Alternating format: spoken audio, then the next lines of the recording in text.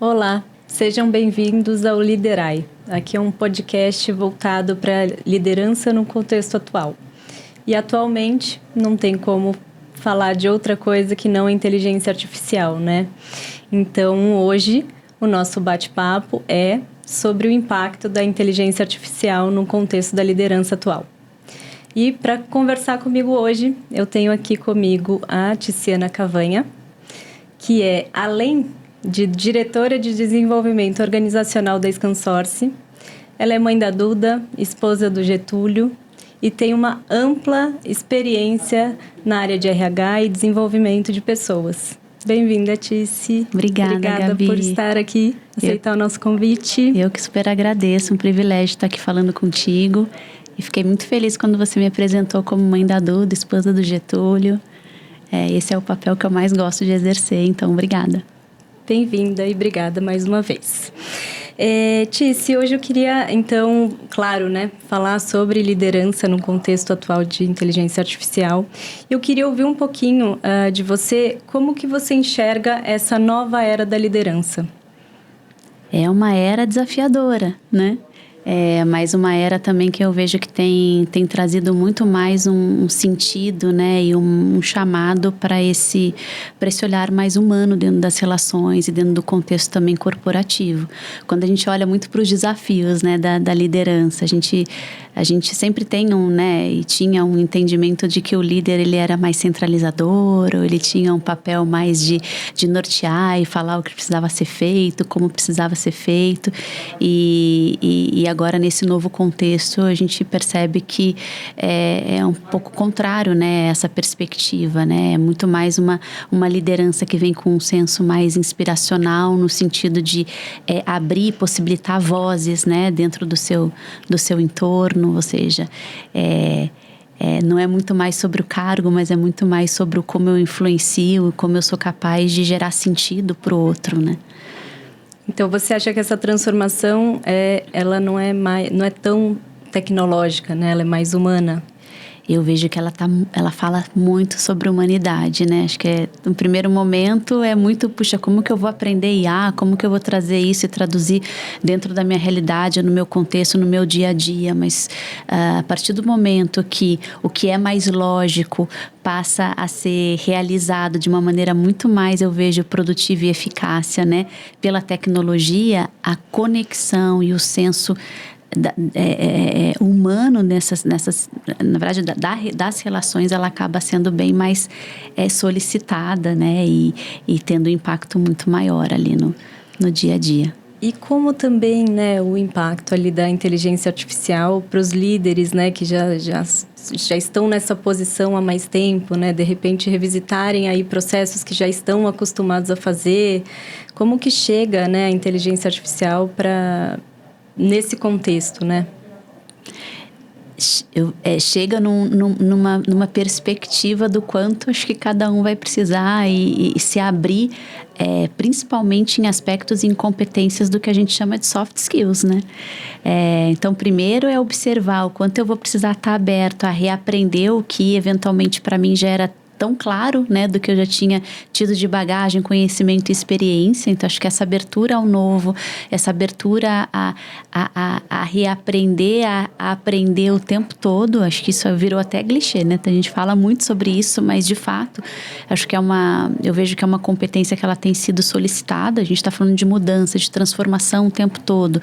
Mudança gera, muitas vezes, aumenta a ansiedade, aumenta a instabilidade, aumenta uma possibilidade eventualmente da gente buscar mais essa perspectiva de quem sou eu e como que eu vou ajudar o outro a se regular dentro desses aspectos também psicossociais, né, dentro da organização. E isso também a gente está falando muito dessas habilidades socioemocionais, mas, né, como que eu mobilizo um time, eu mobilizo, né, uma estrutura com propósito, com intencionalidade, sendo muito mais um agente ali de conexão, né? E de possibilidade que os outros, que as pessoas cocriem juntas e busquem, né? Novas formas. Então, eu vejo que a gente está falando muito de um senso de humanidade maior, né? E para que isso aconteça, é uma abertura muito maior também para se reconhecer, para que possa reconhecer o outro, né? Dentro desse processo todo. E a IA também vem trazendo muita velocidade, né? Para os processos, enfim, para as atividades, algumas atividades, né? Em especial. E o quanto que essa velocidade, né? Sem direção, não sabemos para onde... gera um caos, para onde vai, né? Então, o papel do líder, né? Dentro desse cenário fica cada vez mais importante e estratégico, né? Então, dentro desse contexto, né? Você acredita que o medo, às vezes, por uma substituição, porque também a adoção da inteligência artificial também vem trazendo muito medo das pessoas de você ser substituído, e agora, né? Então, você acha que esse medo e essa insegurança que a IA traz é um medo exagerado? Enfim, como que você enxerga esse movimento? Eu entendo que o medo também é sempre um fator para que a gente se posicione muitas vezes de uma forma diferente, né? O IA, ele traz uma nova lógica para o nosso trabalho, né? Como eu vou absorver dessa nova lógica para apoiar naquilo que eu faço e a gente costuma falar também muito sobre tempo, né? Sobre a gestão do tempo, como em processos de mudanças, ou como muitas vezes no dia a dia a gente acaba sendo absorvido por N situações, e que se a gente não tem um planejamento muito adequado, a gente acaba se perdendo e gerando cada vez mais, intensificando cada vez mais esse caos. Então, a IA, ela traz uma possibilidade para que a gente possa ser mais produtivo, para que a gente possa, enfim, ter mais eficácia no nosso dia a dia, mas buscando também como isso vai nos permitir buscarmos e nos adaptarmos com um pensamento mais criativo, enfim, com um olhar muito mais voltado para como estamos abertos para novos conhecimentos, para colaboração. E eu acho que eu me desviei um pouquinho aí do que você me perguntou. Não, mas acho que também está muito conectado até com a minha próxima pergunta, né? Quais habilidades humanas que também ganham mais espaço, então, dentro desse cenário, né? Como eu influencio, né, o meu dia a dia, como que eu, tanto na visão da liderança em si, né, que a gente está falando de um líder que ele precisa ter muito mais essa habilidade de se conectar com o time, de gerar esse propósito, esse direcionamento mais com propósito, possibilitando maior colaboração e sendo também muito mediador ali, né, nos aspectos socioemocionais, e do próprio colaborador, né, de poder também buscar essa segurança por meio dessa abertura e desse senso de que, puxa, eu estou num espaço em que eu sou ouvido, e eu estou num espaço em que, de fato, tem eco, né? Tice, e como os líderes, eles podem ajudar as equipes a lidar, né, com a famosa ansiedade que está cada vez mais alta, né? Acho que as pessoas estão cada vez mais ansiosas, e a IA, né, nesse processo, no contexto de trabalho, né, tem trazido mais ansiedade também, né, esse sentimento de mudança, do medo de ser substituído, né? Então, qual que é o papel do líder junto às equipes com essa questão da ansiedade, sobrecarga de trabalho, enfim, como que ele consegue apoiar os times nesse aspecto? Muito bom. Você trouxe muito sobre mudança, né? A mudança é natural, assim, é do ser humano, né? Quando você se depara com uma mudança, naturalmente isso já acende algumas questões emocionais, né? Alguns aspectos emocionais. A mudança, ela pode trazer uma negação, ela pode trazer uma incompreensão, uma raiva momentânea, né? Um processo de barganha, enfim. Tudo isso, todos esses aspectos, eles estão relacionados a estados emocionais, né? Então, por isso isso que também, dentro desse contexto que nós estamos, quando a gente olha para um olhar mais humano, é porque, de fato, é como que a gente lida com essas emoções dentro do nosso contexto também corporativo. E quando você está num ambiente de mudança, em que muitas vezes você não é considerado nesse processo, ou você se percebe não tendo voz, ou se percebe não tendo a mínima possibilidade, eventualmente, até de errar, né? Ou de se perceber inadequado, isso naturalmente já bloqueia a pessoa, né? Isso naturalmente já faz com que ela paralise, né? Isso é natural na mudança, né? Então, um líder, né, que tem essa capacidade de acolher esse time, que tem uma capacidade de influenciar para o mesmo objetivo, que tem uma capacidade de deixar claro, né, para onde estamos indo, por que estamos indo, esses são aspectos que vão possibilitar uma maior colaboração, porque eu tenho alguém que está me orientando, mas a orientação ela vem junto também com uma perspectiva de que, olha, eu confio em você, né? Você é capaz de fazer. E se eu sou capaz de fazer, eu tenho uma possibilidade maior de administrar essa insegurança que a própria mudança ela traz, né, nesse processo.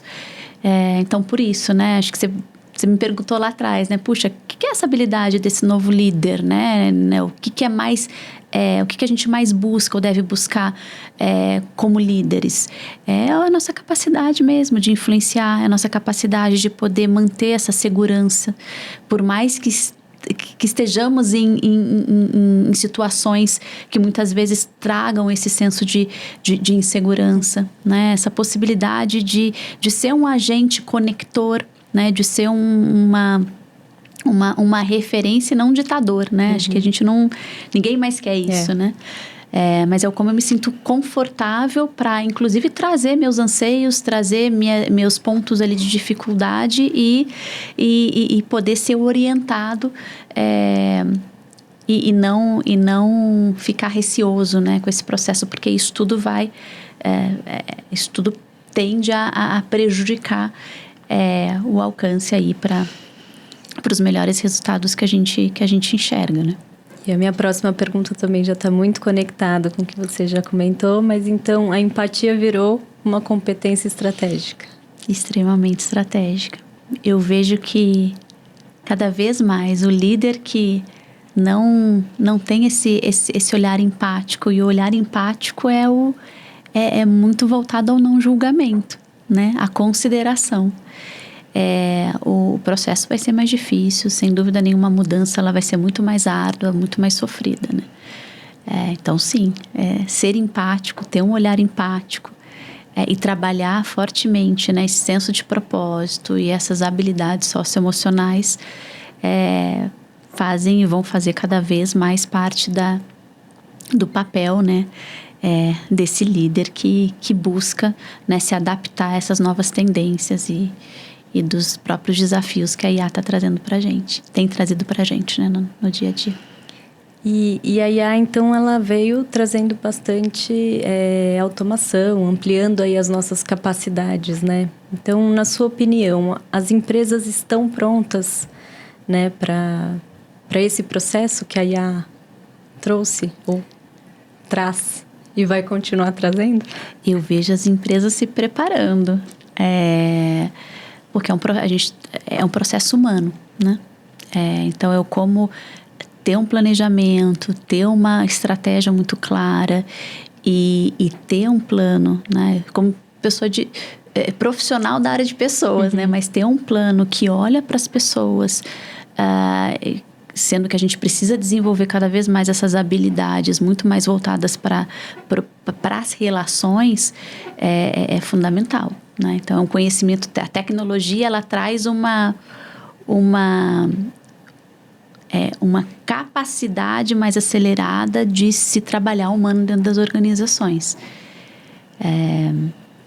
Então, é muito esse movimento que eu vejo as empresas se adaptando, né? E a gente tem escutado também muito falar que a maior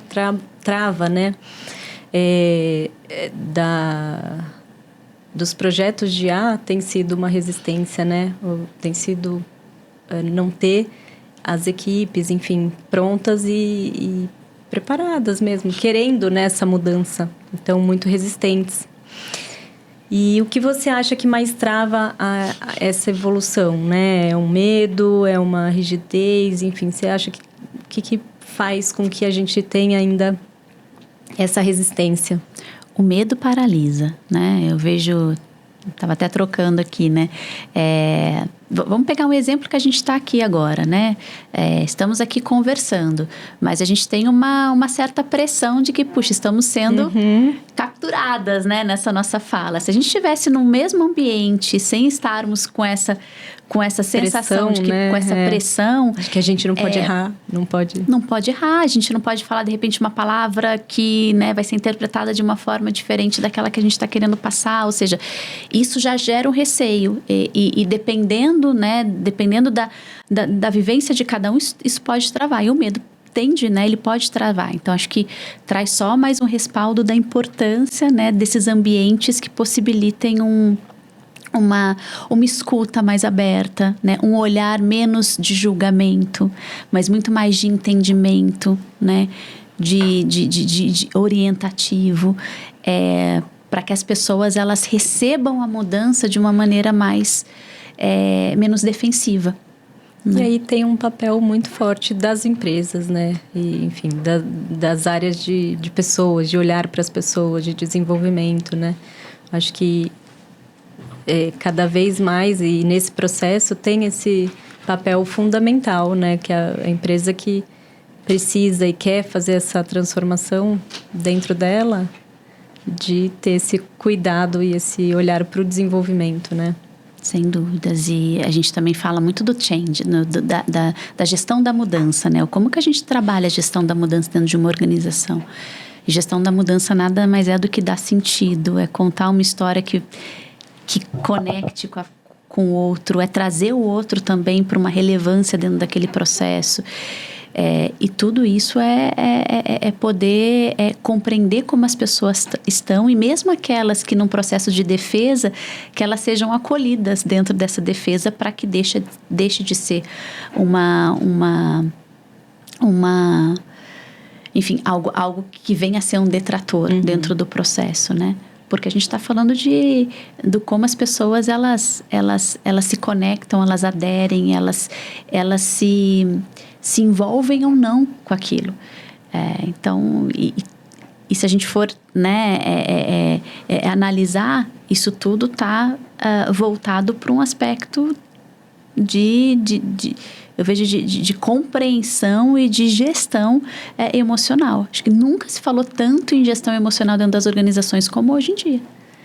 Isso há 10 anos, né? Estava dentro de organização, nossa, se você falasse sobre gestão emocional, era fraqueza ou era algo visto como, não, isso daqui é terapêutico. Não é terapêutico. Isso, hoje em dia, é um tema importante. A gente está falando de saúde mental dentro das organizações. E por quê? Porque olhando para isso, as pessoas,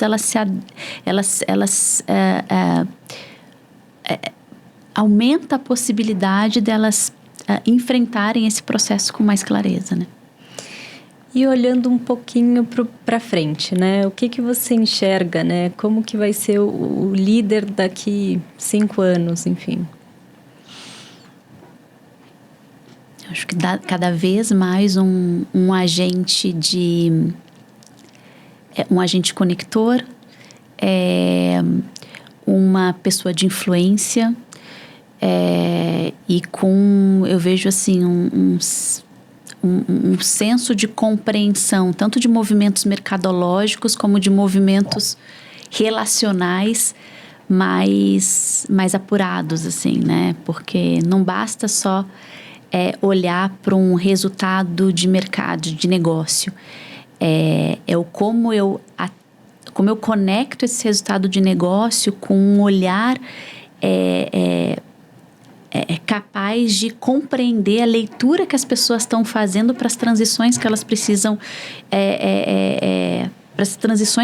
fazer dentro da organização, né? Então, quanto mais a gente tiver essa orquestra entre esses dois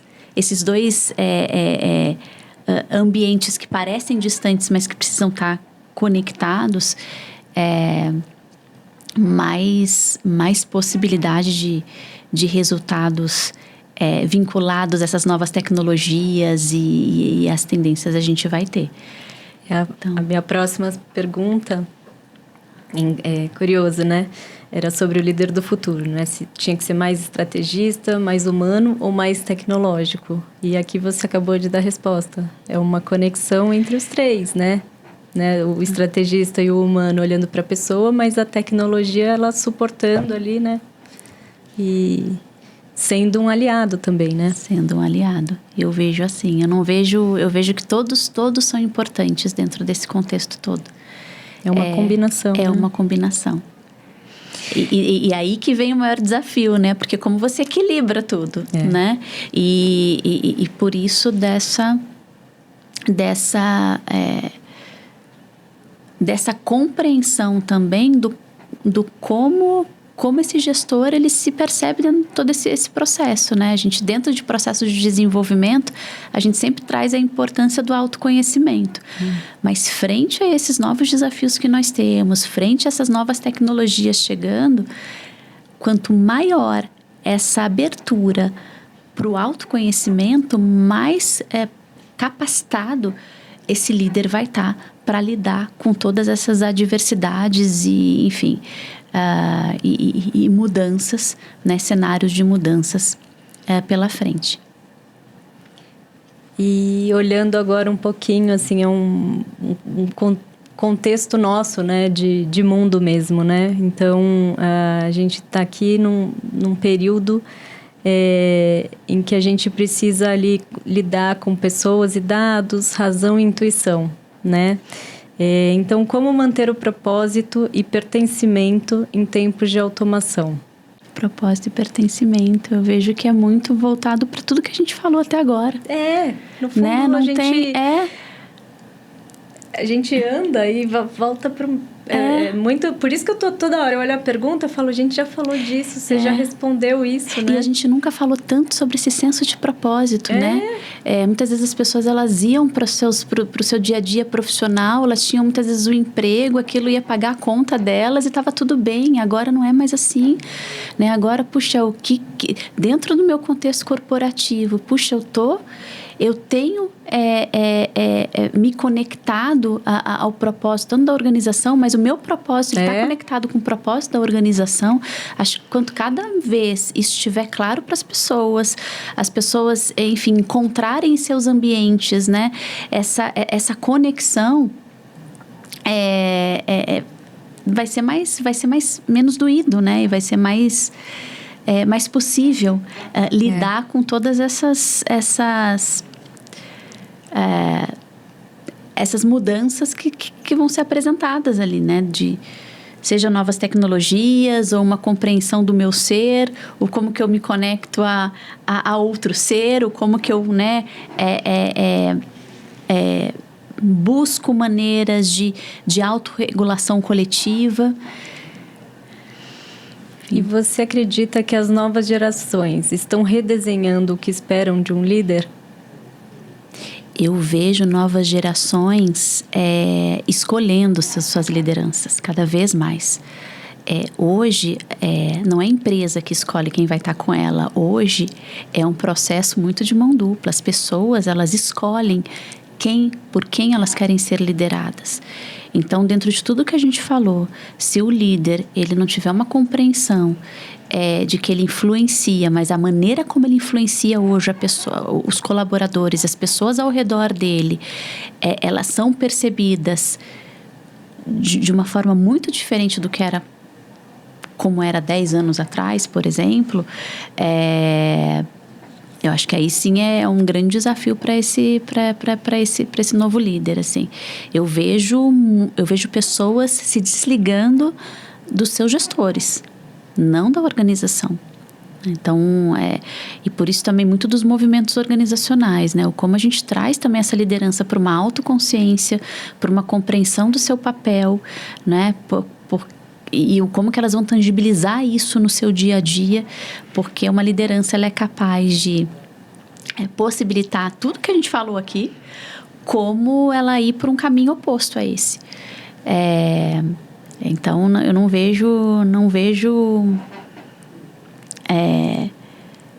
vejo hoje pessoas se mantendo ou respeitando, porque a gente está falando também muito de uma questão de respeito, sim, né? E é um respeito também diferente, porque é um respeito assim, puxa, eu quero você do meu lado, eu quero você me liderando, ou não aceito. E é sem negociação também. Né? Então, e de novo, né? E como que a gente acerta toda essa equação? É a relação humana.